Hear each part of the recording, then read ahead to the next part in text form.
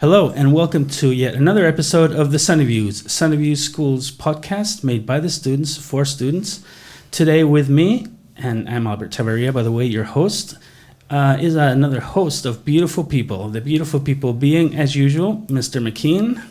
Hi guys, Mr. McKean, Head of English and Drama, and I'm joined with today. Hi, I'm Prem. I have both Spanish and Indian backgrounds. You're a 12 student. Hi, I'm Sofia. I have English, I'm English, but my parents are Slovak and Hungarian. And I'm Thomas, and I'm from year 13, and I'm part Italian and part Argentinian. Excellent. And the reason why everybody's talking about their nationalities is because today's subject is what, Mr. McKean? Today's subject is multiculturalism, and I am, on that note, German born to British parents, but I've lived in France and now here in Spain. Right. What about you? Well, I am Spanish by nationality. My mother was Spanish and my dad was Nicaraguan.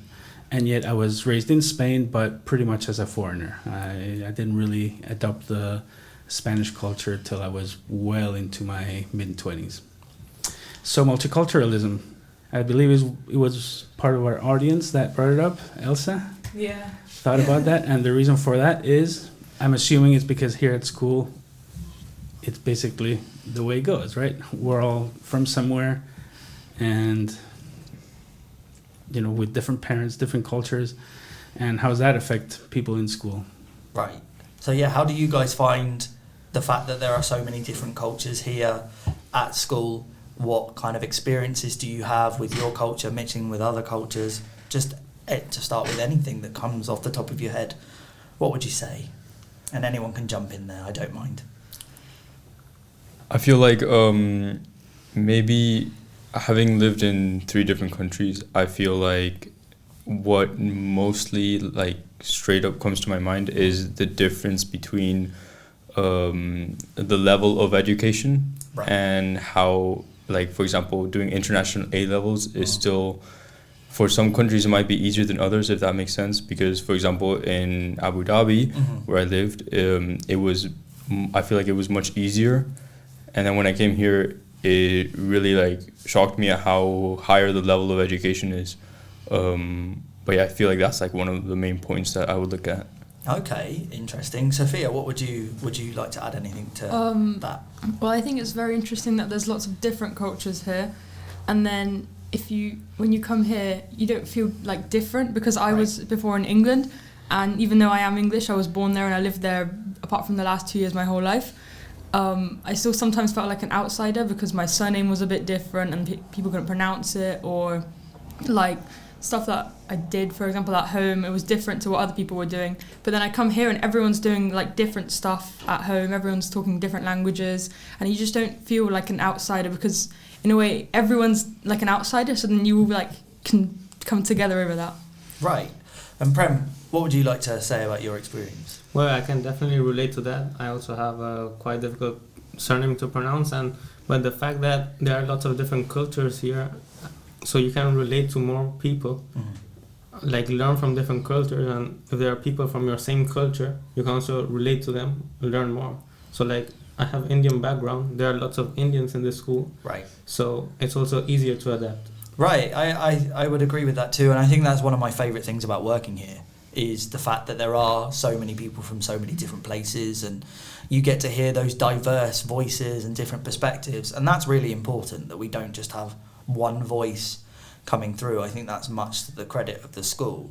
How have you guys found, for those of you that weren't born here or those of you that have come here, how have you found slotting into the lifestyle here in Spain? Well, I feel because I was born in Argentina, but when I turned 1, we moved out to Bahrain, and I feel having lived in a non-Spanish country, all my life, I had no idea what it was like, and in Middle East it's very strict and very different to here, and so moving here was it really opened my eyes. I didn't know that there was so much to living, and the freedom you have here is incredible. There's many things that I never would have thought of doing that you would not do in Abu Dhabi, and it's yeah, it's just very different. And it kind of shocked me, but it was easier for me to adapt in a way because I didn't really have any limits. Right. So I didn't have any difficulty. Okay. Sophia, what about you? I think it's like difficult to say which one I'd like which lifestyle I like better here or Right. in England, because there are both like benefits and like negatives to both. But I don't know, there are some things here which I could never even imagine in England, like looking out my window and I just see the sea right there, right in front of me, and it's like sunny every day basically, and you know, like, and having a swimming pool and being able to go swimming whenever I want, you know, stuff like this I just like couldn't even imagine before. Right, and Prem, you were born here, right? Yes. Yeah. So how has it been growing up here, and now you've kind of been thrust into this extra international environment?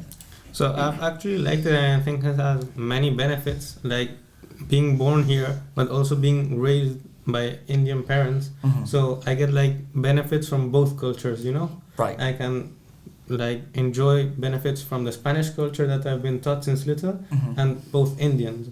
Right. So it's been good. No, that's cool. That's cool. And what would you say to maybe a new student that's coming into the school? Like they're coming from a completely different culture. You know, is there anything that shocked you, or that you found interesting, or that you'd want them to know? Cool. That everyone is really unorganized. I don't know if this is a Spanish thing or maybe it's a Sunny View thing, but when I was in England, it was like, there's going to be this event, it's happening in 2 months, and we already know what's happening exactly 2 months before. Here it's like the day before and everything's changed, everyone's confused what's going on. Sometimes I come into school in the morning and, okay, you guys have got cross country today, and it's like, I don't know what sometimes is going on. Okay, so to be prepared for anything, keep you on your toes, be prepared to live in the chaos. Okay, good. Thomas, what about you? I feel like going back to what we said about adapting is I feel like people might stress a lot about it, right? When in reality it's much easier to adapt to than what one would normally expect. I feel like, because I remember when I moved here, I had no clue. I was very worried. I was very nervous. But the second I walked in, I was like, okay, it's not that bad. Yeah, and you were pretty good about it. I remember when you came in, as I was your tutor, back then. Yeah. And I remember having that Teams conversation with you and your dad on the screen, and that is something I would suggest. I'd say, make sure you do ask questions, because those are not silly questions. You want to feel comfortable, and I think those are the kind of things that can help. Definitely. And Prem, what would you say to, obviously you live here, you've grown up here, to somebody coming into this environment, what would you suggest or say? Well, the customs also, I think, very different from other countries. For example, here, I have many Spanish friends, and if you say you're going to meet at 5, right, you never meet at 5. Uh-huh. So everybody shows up minimum at 6. So that's also stuff you learn from time to time, how to adapt here, how people are. Right. That's interesting. I think for me, I've seen that happen too. But then those are little things. I don't think it's not necessarily a bad thing. It's kind of, you get used to that for sure. I'm never going back to the UK. I cannot see myself going back there, because here, I think the quality of life, is much better. But how would you guys now, imagine you were thrust into another culture or another environment. Imagine you're off to go studying, obviously Thomas, next year, and Sofia and Prem, you've got another year, and then you'll be maybe off to somewhere. How do you think, with your experience here at Sunnyview, how do you think that will take you on to the next step? I feel like, I don't know, it's part of me is I just want to stay in one place, right, and just study. I am going to study here next year, so I'm not moving out. But it's if I was forced to have to move out to a different culture, I feel part of me would just be oh, come on, I just want to sit and stay. But I also wouldn't be too limited. I feel I would still enjoy it and try to find ways. Right. Okay. And what about you two? Do you have anything to suggest about that, going into a new culture? Well, I think you can go. that live here all my life, it would be hard to adapt to another culture, but them too, they've already lived in various countries, so maybe it's easier for them to adapt. But for me, I think like my brother also lived here his entire life. Yeah. And he moved to Holland a year ago. Okay. And he found it quite hard to adapt there. So Okay. All right. it's interesting. So That- maybe you have more experiences. It's easier to adapt. Yeah, I suppose so. And I think for people your age too, like it's a very exciting but also a very stressful time too. So you've got all of these emotions and things like that going forward. How do you find? So this is more for Thomas and for Sofia. How did you find settling in? Well, I mean, I know I didn't have too much of a problem with it because I was really happy coming here. But I feel like, for example, with my little sister, Yeah. she did not have a good time, and even sometimes now she still struggles to adapt. And I know that if she had the choice to go back to Abu Dhabi, she would definitely choose to go back. But I also feel like that's part of like the age at which you have to move. Right. And because like for when she moved, she was much younger, and so she was very close with her friends. But with me, I kind of understood it, and I understood why. So I feel like it's also the understanding that might affect it. Right. Okay. Sophia? For me, it was like a roller coaster. Like one moment I love it, the next moment I hate it. Like, I don't know, for example, it's sunnier and I love that, but then like I miss my old friends and I miss my old school and stuff like this. So it's hard to say, but I think I have adapted. Like, I don't wish that I could go back. Like I'm happy here and stuff, but I don't know, I think my life would have gone very differently if I stayed in England. That's interesting. Albert, over to you. You are an ex-Sunnyview student too. Has it always been like this in terms of this very international melting pot? Pretty much, yeah. Yeah, depending on the current world conflict, you get students from different places. Right. I think the big difference is, I think I mentioned this before, back in the day, back in the 80s, when I was a young teenager, Sunnyview was very, very insular. We didn't really... the people you knew were the people at Sunnyview School. And we were specifically trained to leave the country as soon as we could. At that time, Spain was close to a third world country. It wasn't that, it looks like it had only been like maybe 10, 15 years since the dictatorship. And there wasn't really many opportunities here in Spain. So we said, you know, become a lawyer, become a businessman back in the 80s, go work for Wall Street, earn your money. And so that's what we did. But we all came back. We realized that the moment we left, we were all dying to leave. And the moment we did, we just said, nothing like Spain. So practically, I think pretty much all the people I know that I was close to are back here in Spain now. And they have been for years and years. Nice. Yeah. So then with that in mind, with Albert who's come back, do you guys see yourself living here in Spain in the future now that you've been here at Sunnyview? What do we think? Prem, let's start with you. Well, I would definitely like to come back because like friends, family, so like get the experience of studying abroad, like learn to be independent. It's very important. And then obviously come back here but you don't know wherever you go, you don't know if you're gonna like it more there or here.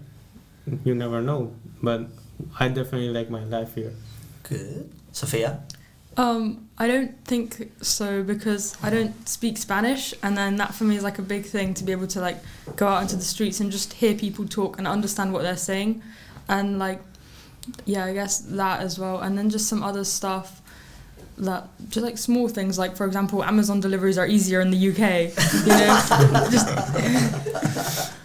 like the priorities there, Sophia. I can see that very much. Yeah, I think I would stay in the UK probably. Okay. But it would be nice to like come back to like visit my parents and stuff. But I'm just sure they live would in the like UK. that. Yeah. I'm sure your parents would like you to come back to visit them. I'm sure, and your brothers as well. Yeah. Thomas. I feel like I'm not sure. Like, okay. I maybe like have a house here, but not like as a retirement. Maybe I would like it, but. Retirement. How old are you, man? Yeah.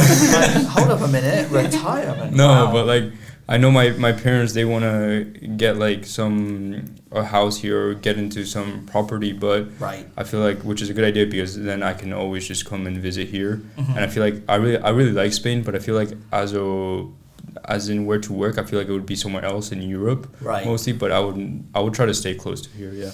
Okay, that's interesting. I think all three of you have mentioned even living abroad and trying somewhere else. You know, that's incredibly daunting. But I think the idea of trying somewhere else, you know, for me, doing an Erasmus in France and then in Barcelona really, you know, it opens your eyes and it kind of it forces you to be autonomous, right? And standing on your own 2 feet is hard enough.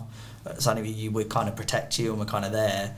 But then when you go out into the real world, you know, you kind of see things like, you know, even remember looking for a house in Barcelona, thought I found one and then walked in and it's like, yeah, no, this would be your room and this is where my mother sleeps. And I was like, excuse me, I do not want to be, I was, 20. I don't want to be sharing a room with a 80-year-old woman, and I didn't get that. But then those are kind of things you learn from, the different experiences that you have had. In terms of then, going abroad or after that, have you thought a little bit more about where you would like to go? Because if not Spain, then where? Even just to study or to try living somewhere else, where would you like to go? Well, for me, the UK. The UK? Yeah. Like I grew up there and I liked it there. Just, I think that's where it is for me. Okay. All right. Boys? For me, I think it's there's nothing for sure, but more probably I'm going to go to Holland, like my brother. Right. There's lots of good universities there and the prices are not bad, so it's good. Okay. Thomas? I'm honestly not sure. Yeah? I know because a lot of it depends on my job, and since being a pilot is mostly depending on where you're based, right? And companies have different bases in different countries, so I'm not really I'm not closing off any doors. Good. So, and I know that any part of Europe I'm mostly okay with going to. Right. So I feel like as long as it's in Europe, I'm more than happy. But I don't have any specific choice. Fair enough. Okay, so you mentioned bases there. I grew up most of my life on military bases because of my dad's job, and obviously I mentioned at the beginning of the podcast that I was born in Germany, and that's on my passport. But then because I've moved around a lot, I don't really know when someone says to me, "Where are you from? What's your hometown? Who are you?" Which, not to get metaphysical or anything like that, but, I'm like, I don't know. I've got no idea. Well, I wanted to talk about that. Yeah. Because one thing's nationality, one thing's where you live, and one very different thing is identity. Right. And I never had one until I was maybe even close to my 30s when I traveled around and came back to Spain. And even then, it took me 3-4 years to get it properly into the Spanish culture. And now I can probably say I'm 80% Spanish. If somebody asks me, I'll say I'm Spanish. Until then, I would say, I have no idea. Yeah. And to avoid having to say, that's what I said, because otherwise the option was, well, my father's Nicaraguan, my dad's Spanish. Right. And I just didn't want to say that. So I just said, see, I go down, I'm European. Regardless of Brexit, which was a complete mess, but that's for another podcast, I'm sure. I'm European. Because I think that encapsulates enough of where I've lived and where I've grown up. But do you guys have a set idea if somebody was like, okay, go? I'm curious about Prem, because Prem, you were born here, you've lived in Spain all your life, and you're very deeply into the Indian culture. So what's your take on this? I mean, my go-to is generally I'm Spanish, but as they see me, I always say I have an Indian background. Right. Because when I say I'm Spanish, they always look at me a bit weird, they expect something more. Right. So. But how do you feel? I mean, do you feel Spanish? When you look around you and you wake up in the morning, you say, I want to have a tapa, or I want to have a... Una paella. Okay. That's cool. That's interesting. Yeah, that is. Yeah, I've adopted all of the Spanish culture. I've grown here, I have all the aspects, so yes, I would consider myself Spanish. It's funny because you're in the same position I was, except my parents aren't both from the same culture, but I never felt Spanish. My mom was Spanish, and we had Spanish food at home. My mom's side of the family is from Malaga and Antequera and that, so we're all Spanish, but I never really felt Spanish at all. In fact, I always thought in English. Now I'm bilingual when I think, but I always thought in English until I was 30 or something. Wow. And at home I spoke with my brothers and sisters, I spoke in English. With my parents I spoke Spanish. And And my father's Nicaraguan's roots were so strong that he always just tried to make us be Nicaraguan. Never made that either. You know, I never felt Nicaraguan. Never been to Nicaragua, so there's nothing much to feel there. But I never felt Spanish either. I never had that identity until now. Yeah, I mean, my identity is not fixed. Like, I have all aspects of Indian culture as well. I eat Indian food in my house every day. I go to Indian festivals. There's temples also that I adopted many aspects or all of them of both cultures. So to say I'm Spanish or to say I'm Indian, I don't know. I really. All right. But if they ask me, I've been born here, so I'd say I'm Spanish. I don't think you realize how privileged you are, because both cultures, the Spanish and the Hindu cultures, are so incredibly rich. You probably have a really particular way of thinking without even realizing it, because you're just full of culture, philosophy, everything. You know, spirituality. It's all there.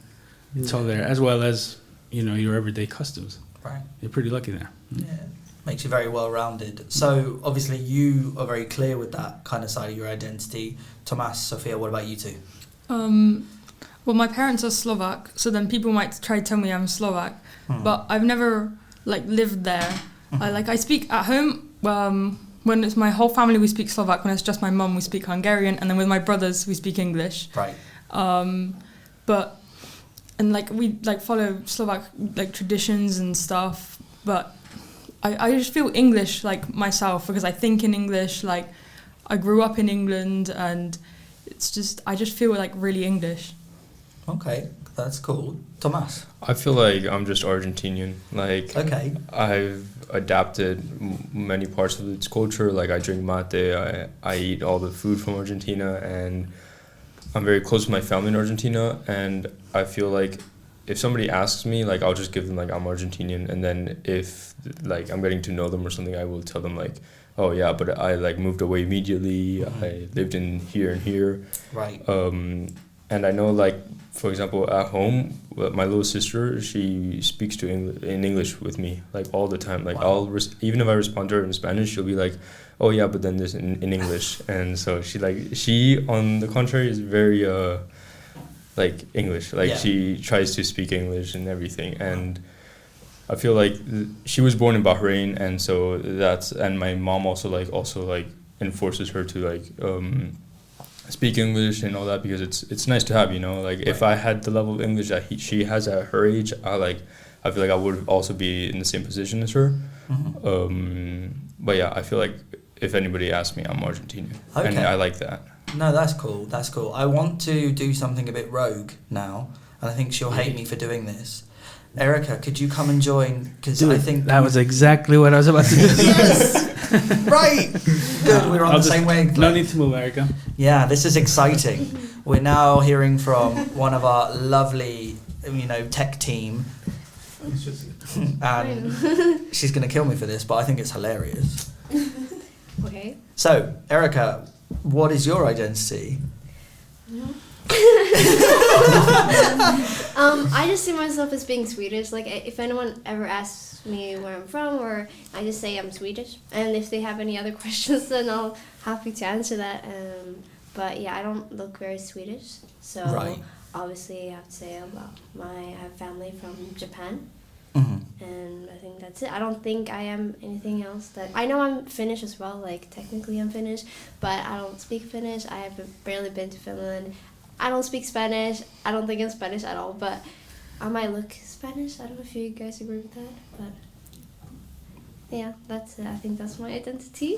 Did you find that ease, quite apart from the fact that we put you on the spot, surprise, did you find that easy to come to that decision, or that, to give us that answer? I don't think it's anything I've ever really thought about. Right. I just when I'm in Sweden, that's when I feel kind of at home. Right. I would say. I mean, obviously I've lived here in Spain for quite a while, so I think when I come back from Sweden or from any other country, I think this is also a part of my home. But I don't feel Spanish at all, so in that aspect I think Sweden is my home, and that's where I grew up. I speak Swedish at home, so. Oh, brilliant. Yeah. Thank you for that, and I'm not You're even welcome. sorry. That was brilliant. I really enjoyed that. That's something different. So, with your guys and your identity, how do you feel then, you know, when people question and they tell you what your identity is? So, Prem, maybe in your case, they're like, well, no, you know, you mentioned earlier that people look at you when you say you're Spanish and they're like, oh, no, there has to be something else. Or Sofia with the idea that, you know, because of your last name, it's like, well, that's not an English last name. You know, or Thomas, in your case, because you've moved around, it's like, no, you're not one of us. Right? How do you feel when your identity is questioned from what you feel it is? Actually, I've gotten very used to it because since I was small, they've always looked at my surname or looked at me. They needed like some kind of further explanation. Right. Like, you're Spanish, but there's something more to it. Right. And for me, it's something normal now. Like, if I have to like sign in a gym membership or whatever, they look at my surname. It's like, oh, that's very curious. Where you're from? We're like Spain, but you know, my grandparents are from India, and you know, it's always been a part of my life. I've gotten used to it. All right. Sofia, Thomas, what do you think? Well, when people question like my surname, for example, well, I've always had like friends who are also like immigrants to the UK.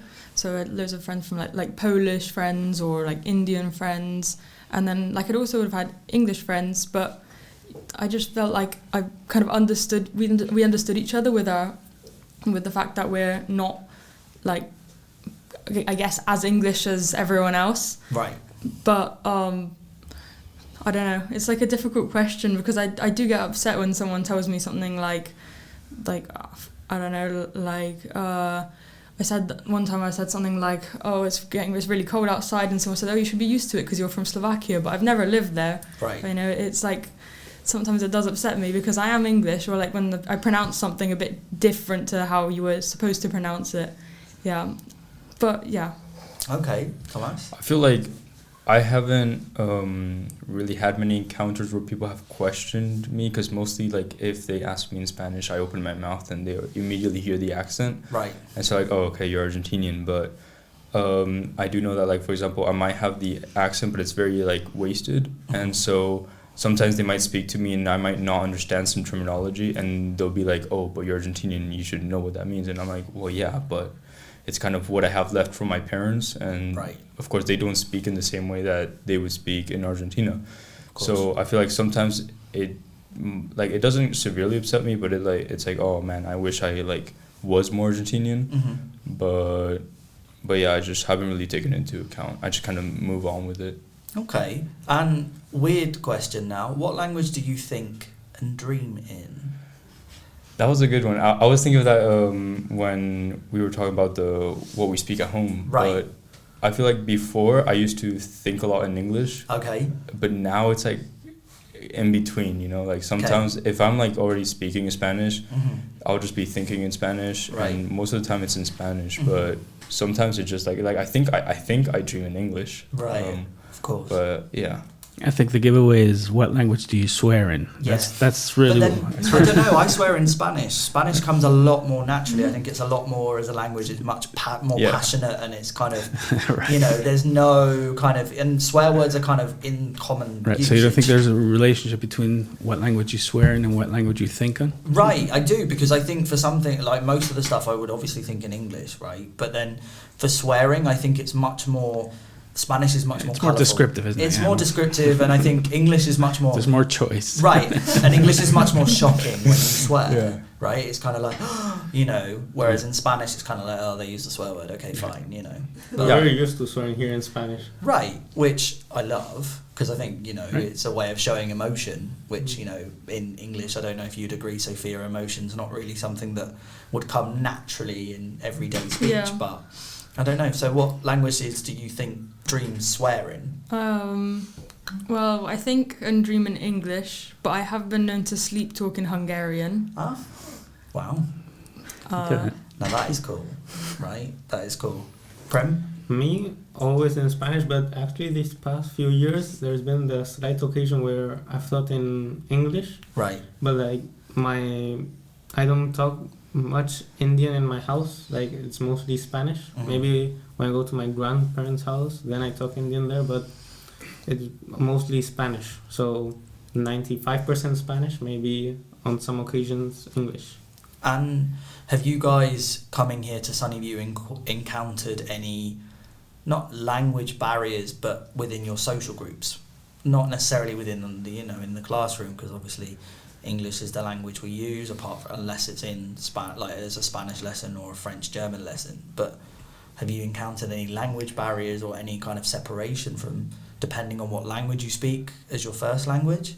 I think so. I mean, I know, for example, with Raul, he's very Spanish, and so he mostly chooses to talk in Spanish. And so when we're like in the group or like playing poker or something, he's like talking in Spanish. Roy or Erica, even sometimes it's like they might not like understand what's going on, and so I feel like in that way it's can act as a barrier sometimes, right? Because it's like almost unfair that some of us can understand but not everybody, right? But yeah. Sometimes I would get like where I'm in a classroom and we talk in English, but then the teacher might say a joke in Spanish or something, or like a Spanish word which everyone finds hilarious, but I don't understand the joke, and it's just a bit awkward. But then there's also sometimes like cultural differences. Like I make a reference which in England would have been like the funniest thing ever, and everyone just looks at me like, "What are you talking about?" Right. No. I've definitely been there. And it's awful when a joke does not land and you just kind of stand there and you're like, oh God, I'm not funny. No. And then, you want to melt on the spot. No, so can definitely relate. Prem? For me, it's actually never been a problem. Always all my friends, they've all talked Spanish, or if anybody has incorporated into the group, they've talked English, so always Spanish or English has never been a problem because everybody understands Spanish, and if they not, we try and make the most and speak English. And for example, Marcus, he's come this year, he's a new student, and he starting to understand Spanish, but when we're around him, we try to speak in English so that he can understand what we're saying. But sometimes if we speak Spanish, we realize and we try to switch to English, Okay, that's interesting. Albert, what is your go-to then? Like your English. English. Yeah. Your English is your go-to. Think in English. Yeah. Dream in English unless there's Spanish characters in the dream, and I think we just communicate in Spanish. Yeah. But I think in English mostly. Yeah. Oh, that's interesting. Swear in Spanish though. Yeah, right. Just like you. Yeah. It just does it much better. It just does it. It comes more natural. Right. It really does. It really does. And I think there's that. In English, swearing, particular language is seen as, oh no, we don't do that. And it's saved for certain occasions. Whereas in Spain, it's like, look, if you've got to say something, say it. Just say it. Just say it, which I really. It's more honest. It is much more honest. Erica, oh wow, hello. Well, I thought I would just answer also that question. Yes. And I do, like I said before, I speak Swedish at home, and I think and dream mostly in Swedish, but I don't think I've ever said any swear words in Swedish, in my life. I don't think I've ever, because I just feel really awkward if I were to swear in front of my parents. Right. And I usually only speak Swedish to my parents, or my brother, but I do sometimes swear in English. Occasionally. Well, we're not hiding. All the truth is coming out today. But I think I feel a bit awkward when I speak Swedish to any other person except from my family. Right. Because I feel like it's really boring, the language, compared to because I feel like compared to a person my age in Sweden, I think my vocabulary isn't as great. Right. So when I go to Sweden and I speak to other people, I feel a bit awkward because I feel like I'm more limited to what I can say. When in English I can express myself much better and I can actually say exactly what I want to be said. And yeah, I get that a lot as well. Where when I go to Slovakia, both my parents and grandparents, they live in villages, and I just can't communicate with the village children because I don't I understand what they're saying, but I don't really know what to add to that or what to say more because I don't kind of get them in the same way. But when I'm speaking with my parents, sometimes I don't know the word in Slovak, and I don't think about it. I just immediately just say the English word and then just move on, or kind of make a mash of English Slovak word. But I can't do that when I'm talking to my grandparents because they don't speak English, and I have to think about more what I'm saying. So I just feel like it's more difficult to talk to people but even though like I'm fluent, but I just not, I don't know how to explain. Like, occasionally there might be some words. yeah, used. like. Do you find that stops? Do you find sometimes when you do communicate with other people in your environment that, you know, the choice of language does stop you, or it does impede you kind of getting to know that person then? Yeah, sometimes I, like, my family have, like, for example, political arguments, and I want to, like, say what I want to say. Right. But I just can't, like, say it, like, because I don't talk about, like, politics in Slovak enough with my parents that I know the right kind of vocabulary for that. Okay. And then in terms of people at school, if they're using kind of a language that, you know, is not your first or you're not as comfortable with, do you feel that would that put you off maybe developing a friendship with that person at all? I don't think so.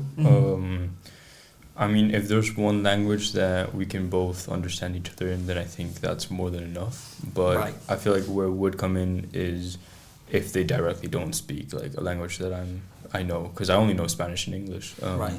So if it's neither of those two, then we've got a problem. But Yeah, but then never say only speak Spanish. The fact that you speak two languages or any more languages, yeah. like It's funny that how we just take it for granted here. right?